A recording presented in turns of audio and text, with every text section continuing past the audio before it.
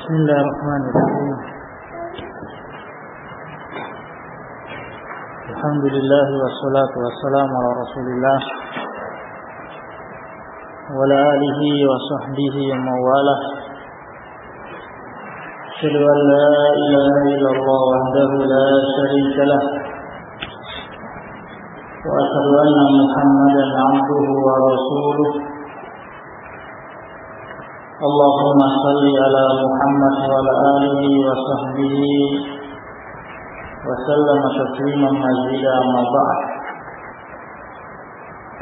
Alhamdulillah, kita kembali melanjutkan bab syurutus shalah dari kitab Zadul Mustaqni karya Syekh Musa bin Ahmad rahimahullah. Dan kita masih membahas tentang tempat-tempat yang dilarang untuk kita sholat padanya. Nah, di antaranya kemarin disebutkan tempat-tempat yang ada najisnya yang langsung mengenai badan kita atau tubuh kita. Kemudian kuburan, kemudian hijj, tempat qada'il hajat, kemudian hammam, pemandian umum, kemudian tempat berhentinya onta,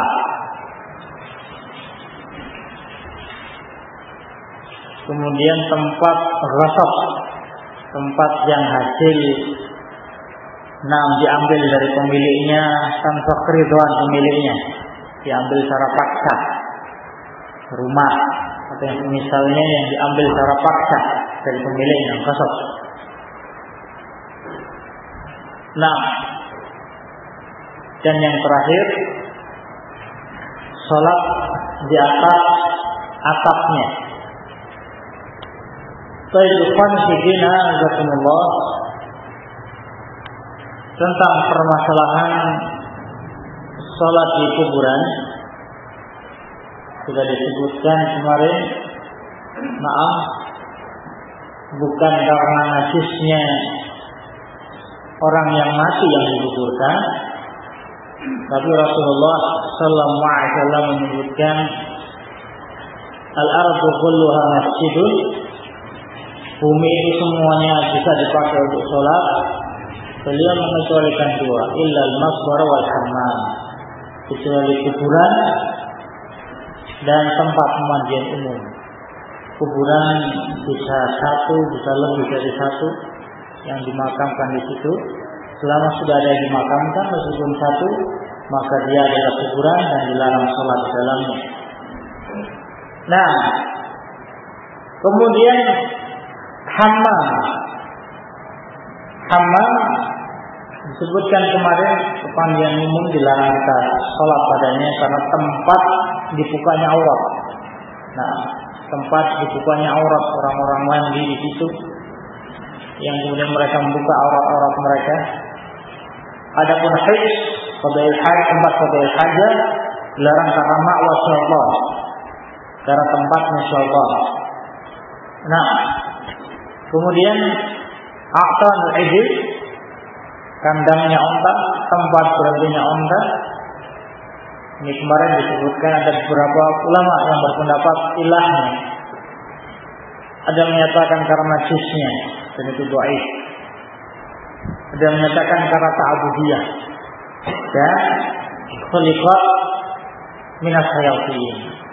Nah, jadi iblis itu diciptakan dari hayatin, sehingga kandangnya dan tempatnya onta itu ma'wa syaitan.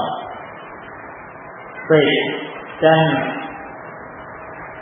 makanul maqsud, tempat hasil, tempat yang diambil dengan cara paksa dari pemiliknya, ghasab. Pendapat yang rajih dalam masalah ini, sholatnya sah, tapi perbuatannya mendapatkan dosa dengan ghasabnya. Baik. Masalah yang terakhir ikhwani fillah azakumullah adalah salat di atap. Nah, salat di atap tempat-tempat yang telah disebutkan. Baik. Dilarang salat di atapnya kuburan. Karena hukumnya sama dengan kuburan. Baik. Demikian pula salat di atasnya hammam, pemandian umum. Baik, kalau menurut pendapatnya mu'allif rahimahullah. Baik. Tapi ikhwani fillah azakumullah, pendapat yang dikuatkan Muhammad bin Shalih Al-Utsaimin rahimahullah, salat di atap pemandian umum ini sah salatnya. Nah, ini yang beliau rajihkan.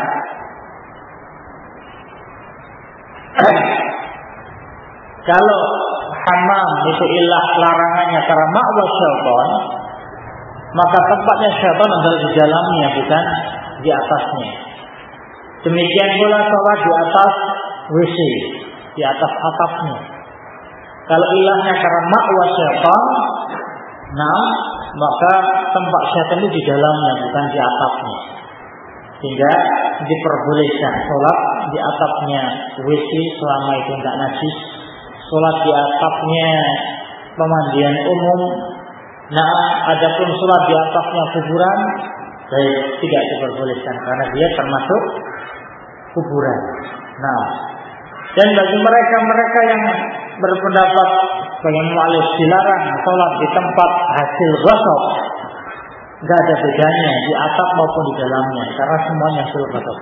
Nah, bangunan itu semuanya dirubah sampai pun atapnya, sehingga kalau sholat di atapnya maka yang dia injak itu tempat yang dia ambil secara paksa tanpa hak. Baik, ini ikhwan fillah azakumullah. Nah, kemudian kita berlanjut di tempat yang terakhir. Nah,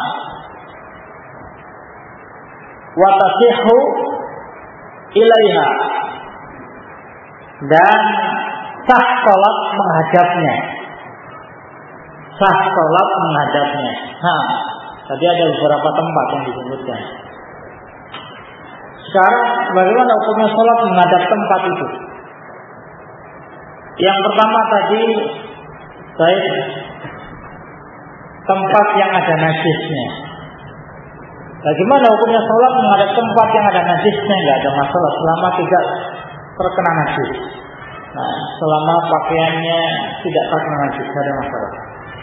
Yang kedua, makbarah. Nah, kuburan. Bagaimana sholat menghadapnya? Ini perkara yang terlarang. Nah, Rasulullah SAW beliau menyatakan, la tajlisu alal kubur wa la tusalli ilaiha. Nah, jangan kalian duduk di atas kuburan dan jangan pula kalian sholat menghadap kuburan. Baik, ini perkara yang haram.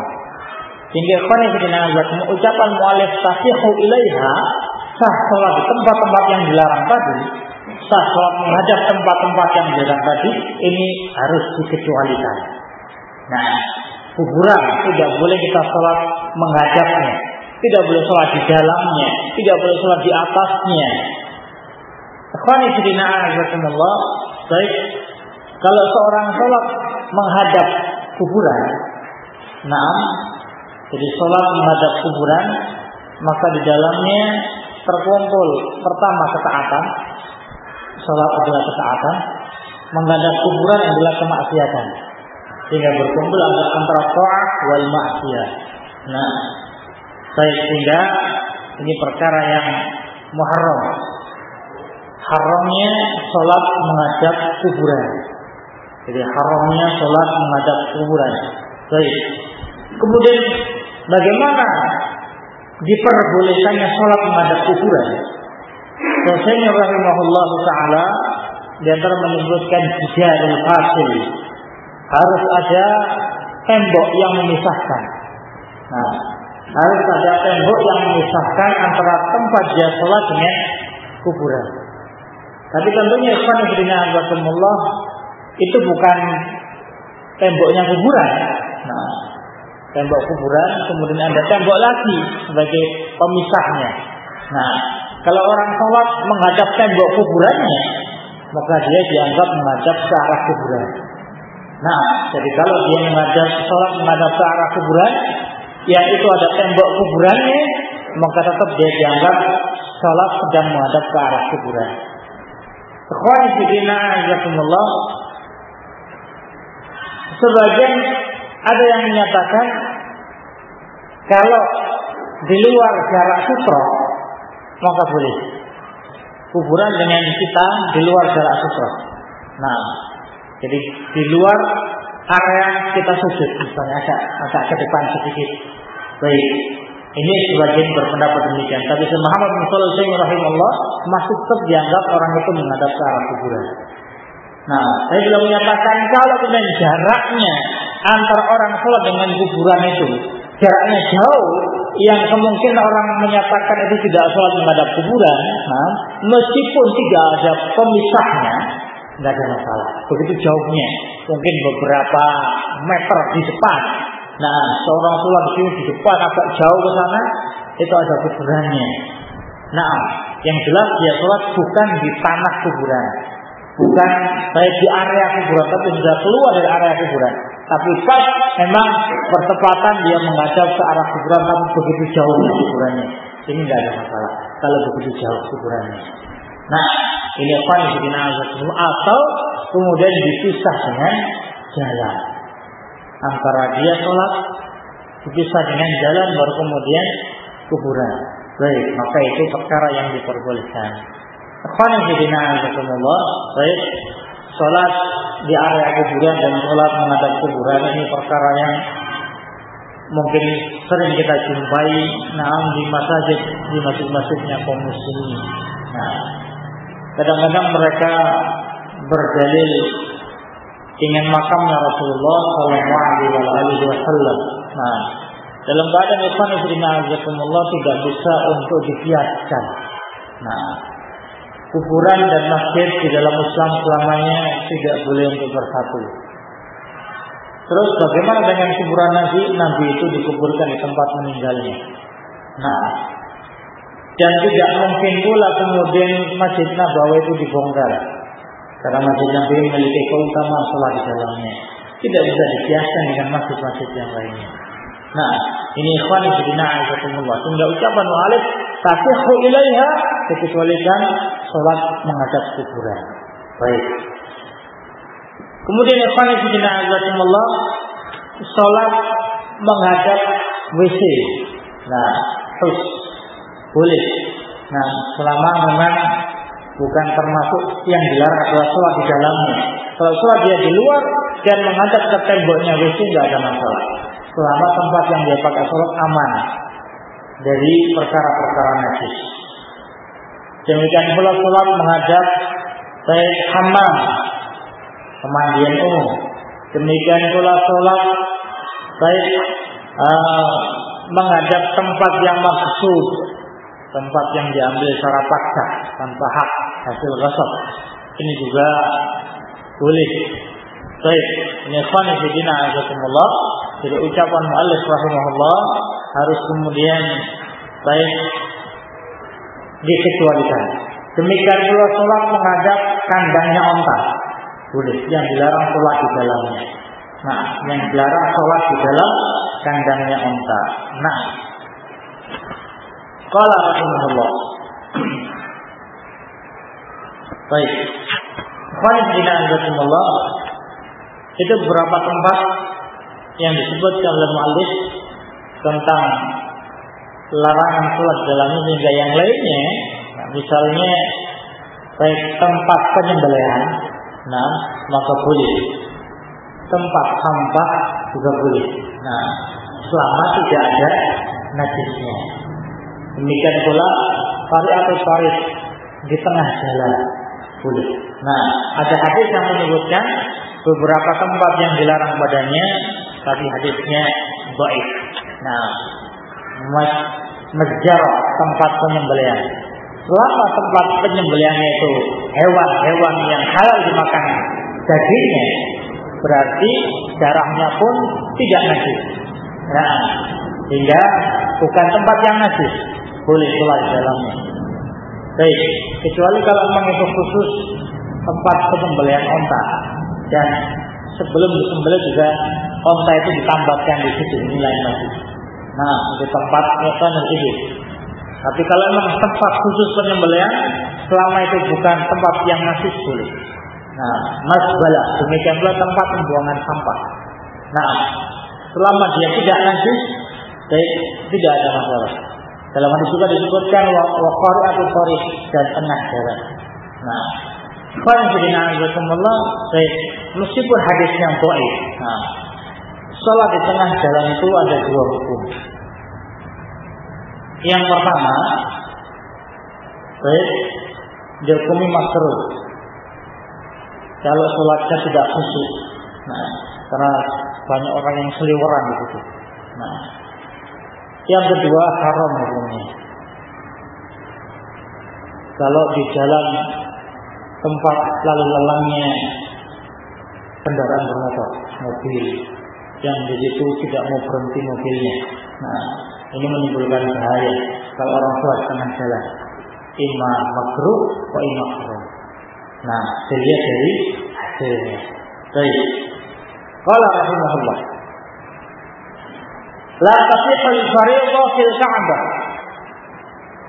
Tidak sah salat fardu di dalam Ka'bah.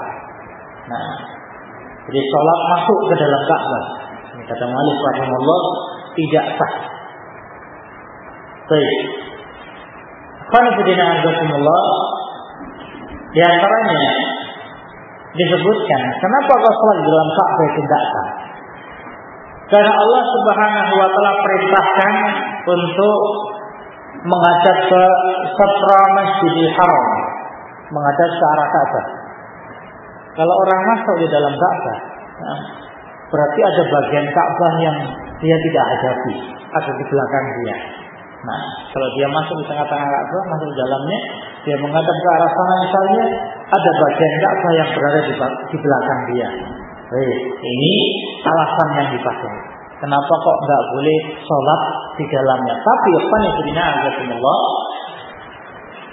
beliau rahimahullah hanya menyebutkan la tasihul fardhu. Berarti mafhumnya kalau sholat sunnah yang dijalankan boleh. Nah, kalau kita menjalankan sholat sunnah di dalam Ka'bah, mafhum dari ucapan mu'allif diperbolehkan. Dan itu juga ikhwanifidina azakumullah, baik pernah dijalankan oleh Rasulullah sallallahu alaihi wasallam. Nah, tapi ikhwanifidina azakumullah, kalau kemudian baik Rasul sallallahu alaihi wasallam pernah salat sunnah di dalam Ka'bah, maka harus ada dalil mengecualikan ini khusus salat sunnah dan salat fardu tidak boleh. Harus didatangkan dalil. Kalau tidak ada dalil khususnya berarti umum. Nah, Rasul sholat di situ, maka apakah sholat sunnah maupun sholat fardu, maka perkara yang diperbolehkan. Dan ini pendapat yang kedua ini yang dibuat oleh Muhammad bin Shalih Al-Utsaimin rahimahullah. Nah, sah sholat di dalam Ka'bah, apakah itu sholat sunnah maupun sholat fardu. Nah, kedua-duanya boleh karena tidak ada yang mengecualikannya. Baik. Ini qanifidina azakumullah. Dan kata beliau rahimahullah, "Sahih fi hadhihi al-mas'alah anna salata fil Ka'bah sahihah fardhun wa naflan."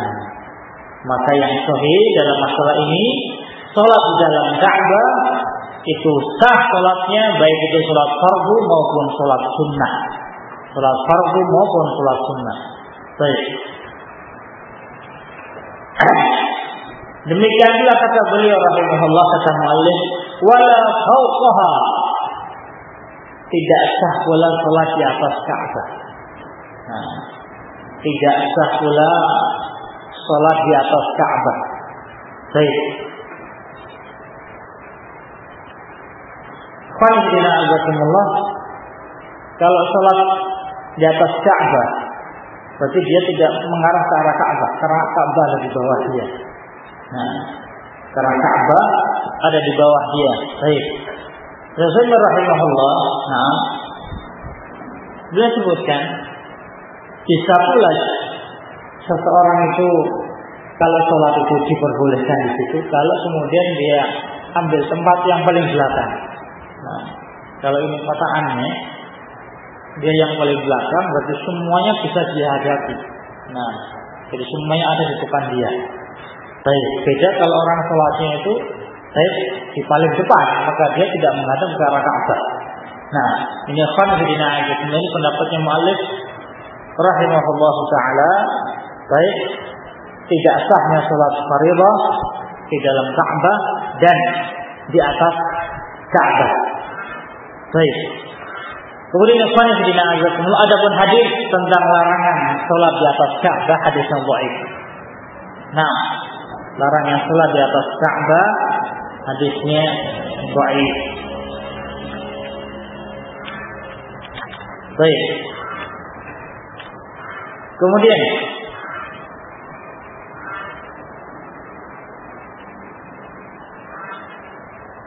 qala rahimahullah wa tasihhu an-nafilah bi istiqbal sa'atin minha, dan sah salat sunnah di dalam Ka'bah. Ini pendapat beliau tadi disebutkan salat fardu tidak sah. Kalau kita disebutkan pendapat yang rajih, meskipun salat fardu sah salat dalam Ka'bah. Tapi beliau sebutkan sahnya salat nafilah itu kalau dikerjakan di dalam Ka'bah dengan syarat menghadap ke arah sahih. Sahih itu sesuatu yang muncul, ya, sesuatu yang tinggi. Nah, yang dia termasuk bagian dari Ka'bah. Misal, nah, kalau orang sholat dalam Ka'bah itu kan semuanya arah Ka'bah, baik ke arah kiri, kanan, nah, belakang dia, depan dia itu semuanya Ka'bah. Nah, jadi sholat dimanapun dia. Tapi kalau misalnya seseorang sholat menghadap ke arah pintunya Ka'bah, nah, orang masuk dari pintu sana, masuk ke arah Ka'bah. Nah, ini ruangan kotak misalnya. Kemudian dia sholat menghadap ke arah pintu. Nah, menurut pendapat yang mu'allif rahimahullah tidak sah sholatnya.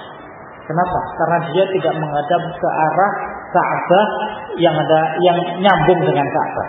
Nah, kalau orang lurus ke pintu, kan tidak menghadap ke bangunan Ka'bah dia, lubang dia. Nah, menghadap ke arah yang depannya Ka'bah. Nah, demikian pula kalau misalnya dia pakai sutra. Nah, menghadap ke arah pintunya Ka'bah, ya sedang sholat dalam Ka'bah. Kemudian dia pakai sutra, nah, dia tancapkan, baik tetap tidak sah sholatnya karena sutra itu tidak nyambung dengan Ka'bah. Nah, tapi kalau misalnya baik ada sesuatu yang terjuntai dari Ka'bah, misalnya tali yang nyambung dengan Ka'bah sampai ke bawah, kemudian dia menghadap ke arah itu, maka boleh karena itu nyambung dengan Ka'bah. Nah, ini beliau sebutkan sah salat sunnah. Kalau fardu otomatis tidak sah menurut pendapat mu'allif. Tapi kalau salat sunnah di dalam Ka'bah boleh dengan syarat menghadap kepada benda-benda yang nyambung dengan Ka'bah. Yang nyambung dengan Ka'bah. Baik. Kalau misalnya kemudian temboknya Ka'bah itu juga bersambung dengan tembok yang lain di dalamnya, baik, itu juga boleh menghadap ke situ. Tapi kalau benda-benda yang tidak nyambung dengan Ka'bah, maka tidak boleh menghadap ke arahnya. Dia dianggap tidak menghadap ke arah Ka'bah. Baik. Ini khonifidina azakumullah. Nah, ini selesai. Baik. Beliau bahas tentang poin-poin tempat-tempat baik yang dilarang untuk kita sholat padanya.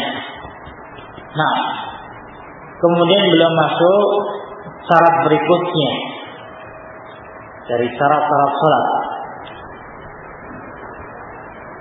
Qala rahimahullah, wa minha, ini min syurutis sholat, istiqbalul qiblah, menghadap ke arah kiblat. Nah, menghadap ke arah kiblat. Baik. Ini syarat berikutnya, wajib untuk menghadap ke arah kiblat tatkala sholat. Dan ini syarat, tidak sah kalau kemudian seorang sholat tanpa menghadap ke arah kiblat. Fala tasihhu biduni, dan tidak sah tanpa menghadap ke arah kiblat. Illa li'ajizin, kecuali beliau kecualikan yang pertama bagi orang-orang yang tidak mampu menghadap ke arah kiblat. Di antaranya orang-orang yang sakit, tidak ada yang bisa mengarahkan dia ke arah kiblat, maka dia sholat kemanapun dia menghadap boleh. Tidak mampu menghadap ke arah kiblat. Demikian pula sholat dalam keadaan syiddatul harb, dalam keadaan baik sangat genting peperangan. Kalau perang berkecamuk, kemudian seseorang harus sholat pada saat itu, karena nggak mungkin dia ngulur waktu sampai keluar waktunya, maka dia sholat baik dimanapun dia menghadap. Kalau dia sholat sambil lari, dimanapun dia menghadap ke arah itu, maka diperbolehkan. Baik, ini pengecualian. Yang pertama ajiz, orang yang nggak mampu menghadap ke arah kiblat. Baik, yang kedua yang beliau kecualikan, wa muntafilin raqibin sa'irin fis safar. Wa muntafilin, mengerjakan sholat sunnah. Orang yang mengerjakan sholat sunnah berarti tidak boleh sholat fardu. Raqibin, yang sedang mengendarai kendaraan, raqib, di atas kendaraan. Sa'irin, yang sedang berjalan, jadi kendaraannya itu lagi jalan. Fi safari, dalam keadaan safar. Baik, jadi di sini ikhwan fillah azakumullah, boleh tidak menghadap ke arah kiblat untuk mengerjakan sholat sunnah. Jadi boleh tidak menghadap ke arah kiblat kalau yang dikerjakan sholat sunnah. Siapa yang mengerjakannya?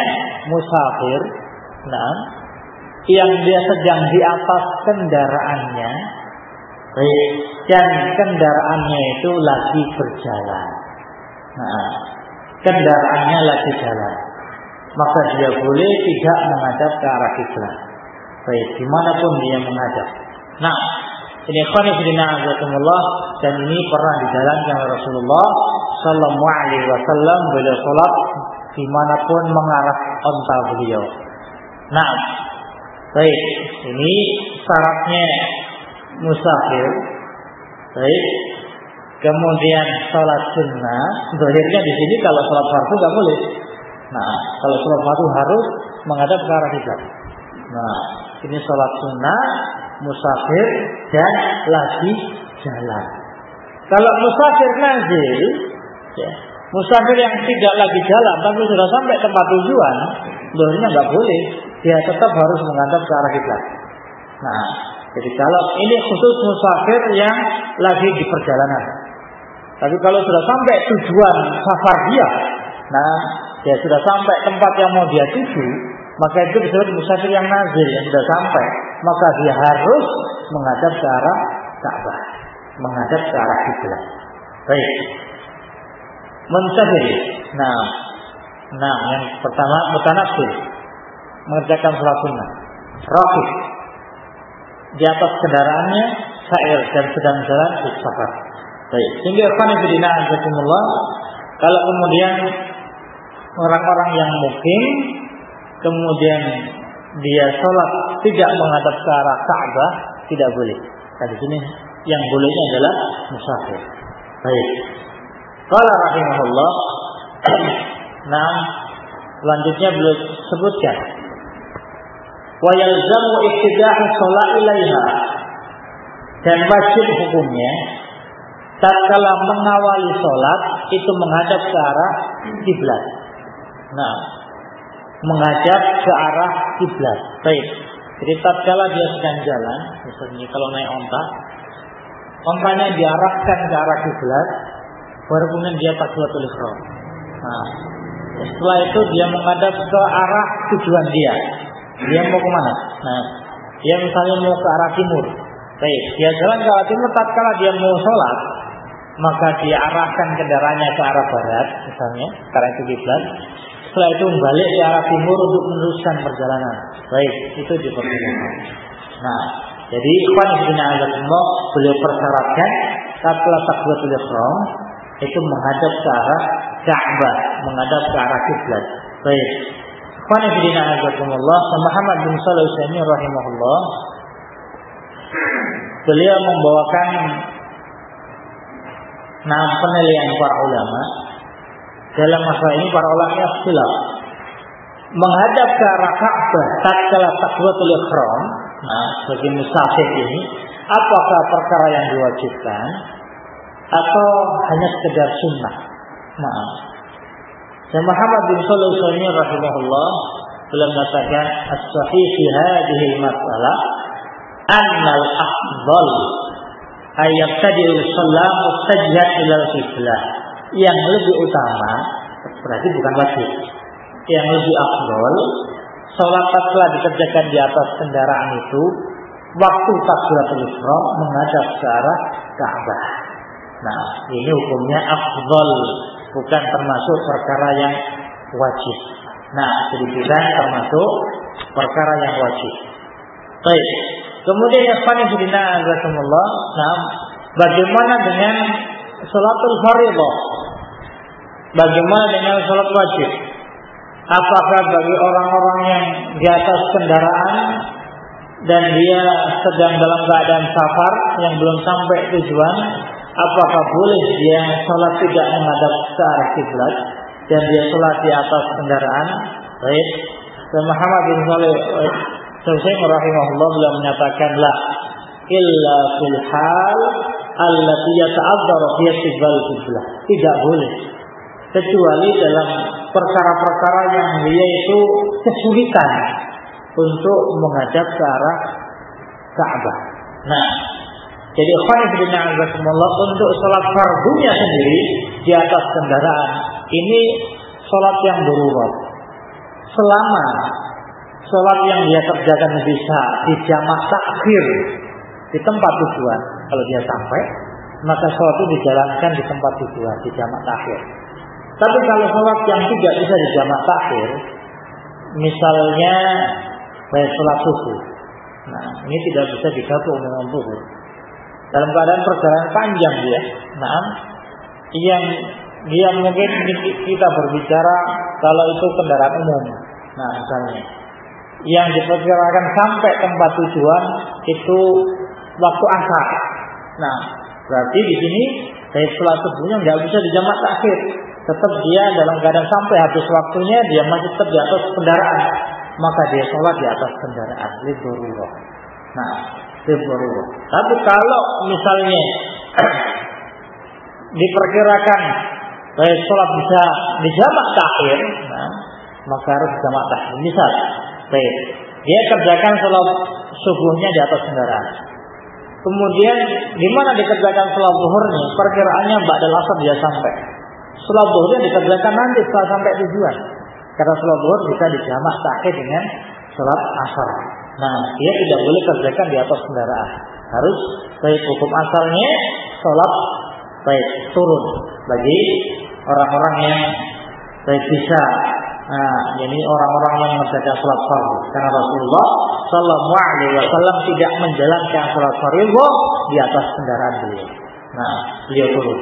Baik, kalau mereka mungkin bawa kendaraan pribadi, baik, bukan masalah yang besar. Nah, dia bisa turun, kemudian sholat di bawah dan menghadap ke arah kiblat. Tapi ini masalahnya kalau orang itu naik kendaraan umum.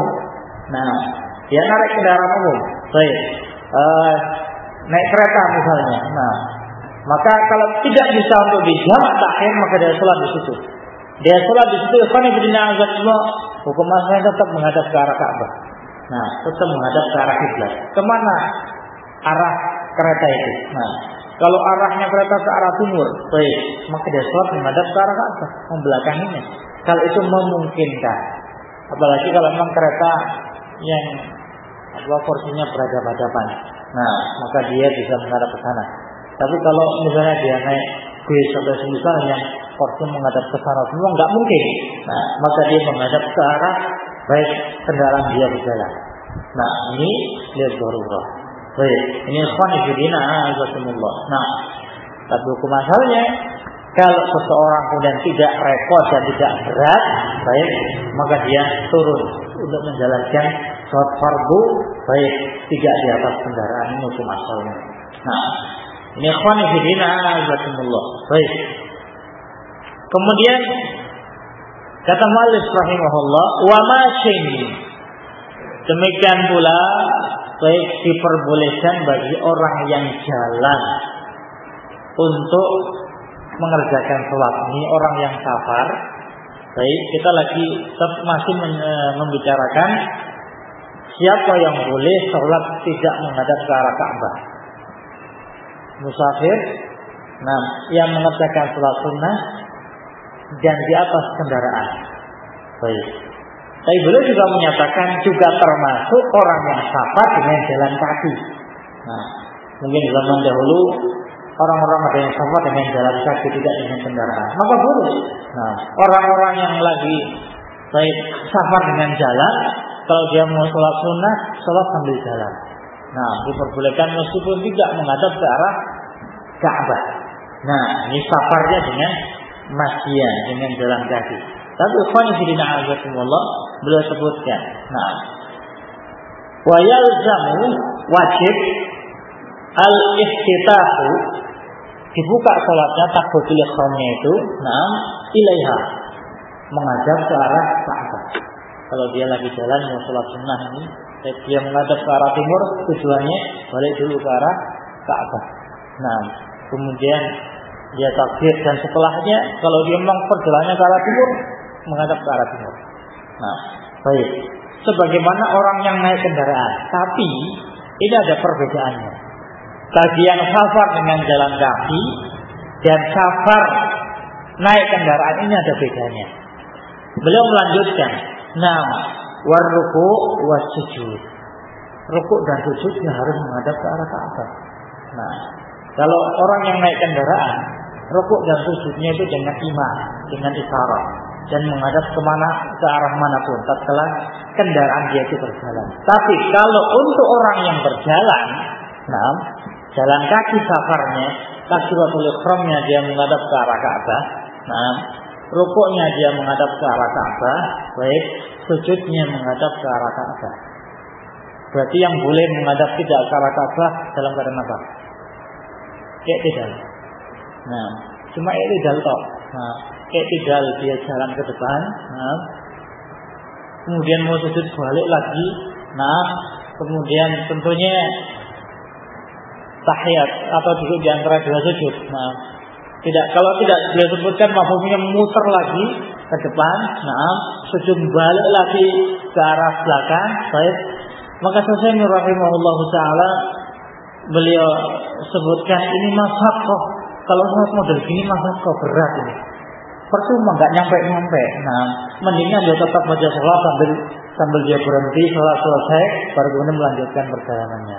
Nah, kalau sambil jalan ya mungkin enggak berarti langkah yang dia lanjutkan, cuma kalau itu dalta itu tambah langkah. Nah, setelah itu berhenti dia untuk sujud. Nah, untuk yang lainnya, baik, maka enggak akan nambah langkah-langkahnya. Maka beliau Rasulullah menyatakan itu termasuk masyaqqah. Maka baik hukumnya orang yang jalan kaki itu dihukumi sama dengan orang yang naik kendaraan. Nah, afdhalnya tatkala takbiratul ihram menghadap ke arah Ka'bah. Nah, kemudian setelahnya boleh menghadap kemanapun arah tujuannya. Baik. Kemudian ikhwan fillah azakumullah, beliau sebutkan wa fardu man qaruba minal qiblah isabatu ainiha. Wajib bagi orang yang dekat dari Ka'bah untuk pandangannya mengarah ke arah Ka'bah. Nah, orang yang bisa melihat Ka'bah itu pandangannya mengarah ke arah Ka'bah. Wa man ba'uda jihatuha. Bagi orang-orang yang jauh, nah, maka menghadapnya ke arah Ka'bah. Baik, ini dibedakan antara orang-orang yang dekat yang bisa melihat langsung bentuknya Ka'bah dengan orang-orang yang di luar jauh yang tidak bisa melihat Ka'bah. Bagi orang-orang yang sholat di Masjidil Haram misalnya, maka kiblat dia melihat ke arah Ka'bah. Nah, kiblat dia melihat ke arah Ka'bah. Tapi bagi orang-orang yang di luar, nah, yang tidak melihat bentuknya Ka'bah, di luar pulau, di luar Saudi, di tempat-tempat yang jauh, maka dia mengarah ke arahnya. Nah, sholatnya menghadap ke arahnya. Mana yang disebut dengan arah? Nah, Rasulullah SAW, tatkala beliau menyatakan tentang masalah adab qada'il hajah, nah, beliau melarang untuk menghadap ke arah kiblat tatkala qada'il hajah. Nah, demikian pula dilarang untuk membelakanginya. Tapi diperbolehkan syarifu al-gharibu, ke arah barat atau ke arah timur. Nah, ini konteksnya bicara di Madinah. Nah, baik. Sehingga berarti arah itu kalau kita di sini, nah, yang namanya arah kiblat, baik, maka dia adalah arah timur atau arah barat bagi orang yang lainnya. Nah, ada arah barat, arah timur, sehingga tidak harus berdirinya kita tuh harus tepat persis. Nanti kalau ditarik garis lurus, nah, itu tembus ke arah Ka'bah. Nah, bukan demikian. Karena di sini disebutkan menghadap ke arahnya. Arah itu luas. Kalau arah timur ya semuanya, meskipun kalau seorang itu menceng sedikit, nah, selama dia menghadapnya itu arah Ka'bah nggak ada masalah. Nah, tidak harus lurus, tidak harus kemudian saya pakai rumus-rumus tertentu. Nah, dia harus lurus. Kalau ditarik garis lurus tembus ke Ka'bah, nggak harus. Yang penting menghadap ke arah Ka'bah. Nah, dia menceng sedikit tidak masalah selama masih menghadap ke arah Ka'bah. Tapi kalau dia sudah menghadap ke arah selain Ka'bah, nah, mencengnya itu 90 derajat misalnya, maka dia tidak menghadap ke arah Ka'bah. Nah, ini ikhwan fillah azakumullah. Baik, ini perbedaan menghadap bagi orang-orang yang bisa melihat Ka'bah dan bagi orang-orang yang jauh kedudukannya dari arah Ka'bah. Baik, ini ikhwan fillah azakumullah. Nah, kemudian beliau sebutkan rahimahullah, baik, fa'in akhbarahu siqatan biyaqin, kalau dikhabarkan orang yang siqah dengan yakin, aw wajada maharibal islamiyah amila biha. Nah, jadi kalau ada yang ngomong ini arah Ka'bah sebelah sana, maka orang yang dikasih tahu itu wajib untuk menghadap ke arah yang dikasih tahu orang itu. Oh, ini arah Ka'bah sebelah sana, salatnya kiblat sebelah sana, maka wajib untuk menghadap ke arah sana. Yang kedua kata mu'allif, au wajada maharib islamiyah, atau dia menjumpai mihrab islamiyah. Mihrab islamnya di masjid-masjid yang biasa ada mihrabnya. Lihat masjid, oh itu mihrabnya arah sana, berarti kiblatnya arah sana. Maka kata beliau, amilah dia, itu diamalkan, ngarah ke sana. Baik, ini ikhwani fillah azakumullah. Nah, jadi yang pertama dia dikhabari orang siqah. Ini menghadap ke arah sana, maka dia wajib. Baik, kalau dia siqah yakin dengan khabar itu, maka dia amalkan, dia menghadap ke arah sana. Yang kedua, baik, melihat maharib. Syekh Muhammad bin Shalih Al-Utsaimin rahimahullah beliau menyebutkan, qad ikhtalafa ulama rahimahumullah fi ittikhadil maharib. Para ulama berselisih pendapat tentang hukumnya membuat mihrab di masjid. Nah, hal huwa sunnah am mustahab am mubah? Apakah hukumnya sunnah? Kalau sunnah itu ada dalilnya. Apakah mustahab? Kalau mustahab itu enggak pakai dalil, tapi istikhraq, nah, dari penelitian. Am mubah, atau perkara yang diperbolehkan. Hukum bikin mihrab di masjid. Kata beliau rahimahullah was-sahih annahu mustahab. Yang sahih mihrab itu hukumnya mustahab. Nah, kata beliau, ai lam tarid bi sunnah. Karena enggak ada sunnah, jadi enggak datang dari sunnah, maka disebut mustahab. Kalau ada hadisnya disebut baik sunnah. Nah, maka kata beliau rahimahullah, baik ini mustahab. Baik, kenapa beliau pilih mustahab? Nah, lakin an-nusus syar'iyyah tadullu ala istihbab. Tetapi, nas syar'iyyah itu menunjukkan tentang istihbabnya, disenanginya bikin mihrab. Nah, jadi sekali lagi bukan datang hadis yang khusus, tapi nas itu disebut istikhraj, penelitian, mengumpulkan nas yang ada. Mihrab itu kata beliau itu mustahab. Nah, lima fihi min al-masalih katsirah. Karena di dalamnya ada maslahah yang banyak. Dengan adanya mihrab, kata beliau maslahah yang banyak. Nah, wa minha bayanul qiblah lil jahil. Salah satunya memberikan keterangan, penjelasan, memberikan ilmu kepada orang yang enggak ngerti mana arah kiblat itu. Nah, salah satunya dengan lihat, oh ini mihrabnya sebelah sana, berarti salatnya menghadap ke arah sana. Nah, ini ikhwan fillah tapi beliau sebutkan di sini, tadi sebutkan maharib Islamiyah. Maharib Islamiyah berarti mihrabnya itu mihrabnya orang Islam, yang bukan mihrabnya orang-orang Nasara. Nah, sehingga mihrabnya kalau bikin mihrab itu tidak boleh menyerupai mihrabnya orang-orang Nasara. Nah, harus beda dengan mihrabnya orang-orang Nasara. Nah, ini pendapat beliau rahimahullah. Nah, adapun hadis yang disebutkan Rasulullah SAW melarang dari madzhabih ke madzhabin Nasara. Nah, kata beliau hadisnya dhaif. Baik, hadisnya dhaif. Nah, ini khairuddin azakumullah. Jadi kalau pun itu larangan bikin mihrab yang mirip dengan mihrabnya orang-orang Nasara. Allah alam bagaimana mihrabnya orang Nasara itu. Nah, tapi kalau mau bikin mihrab, baik mihrabnya itu tidak boleh serupa dengan mihrabnya orang-orang Nasara. Wallahu a'lam.